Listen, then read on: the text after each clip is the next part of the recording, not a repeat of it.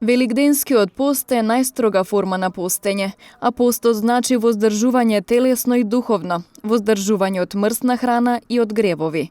Во постот ние му даваме предност и подкрепа на духовното пред телесното. Тоа е време за повеќе молитва и за повеќе добри дела. Овој пост трае 40 дена, плюс Лазарева сабота, цветници и деновите во страдалната седмица, значи вкупно 47 дена трае целиот великденски пост, почнувајќи од денес па се до крајот на Великата сабота. Имено овој пост се пости на следниот начин.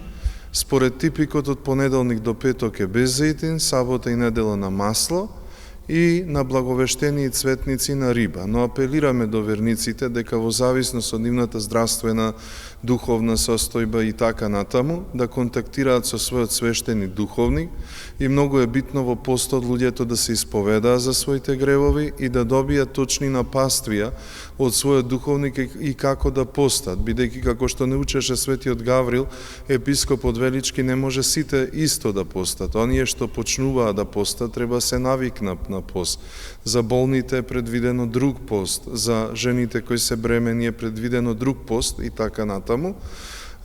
Значи постот се прилагодува според личноста, но едно светите оци ни ставаат во завет, односно во своето упатство до духовниците, велат никогаш никому и по никоја цена немој да го разрешуваш постот на месо.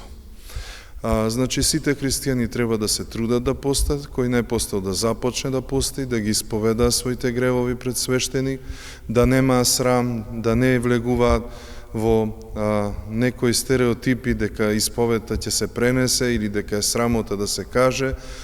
Секогаш исповедта е најголемото лекарство. Исповедта заедно со постот и со молитвата придружено ја права целосна подготовката за Великиот пост. И така, ако постиме, ако се исповедаме и каеме за нашите гревови, ако секојдневно се молиме, ако доаѓаме на богослужба и како круна на се причестуваме со телото и крвта Христови, на тој начин ние се подготвуваме за Великден и за Воскресението Христово.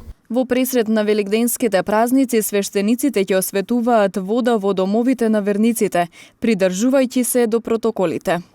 Како и секоја година, и оваа свештениците традиционално ќе поминуваа по домовите за да осветуваат вода, почитувајќи ги сите епидемиолошки мерки на заштита, така да ќе се потрудиме и во целата оваа ситуација, целиот циклус на богослужби во текот на Великденскиот пост и сите преданија кои што ги имаме, да ги зачуваме и да се надеваме дека Бог ќе ни помогне да се намалат бројките на заразени, за да можеме Великден да го прославиме. На сите ваши гледачи, на сите православни христијани им посакувам добар и угоден пост, добра подготовка за Воскресение. Оваа година најголемиот христијански празник Великден, православните верници ќе го прослават на 2 мај.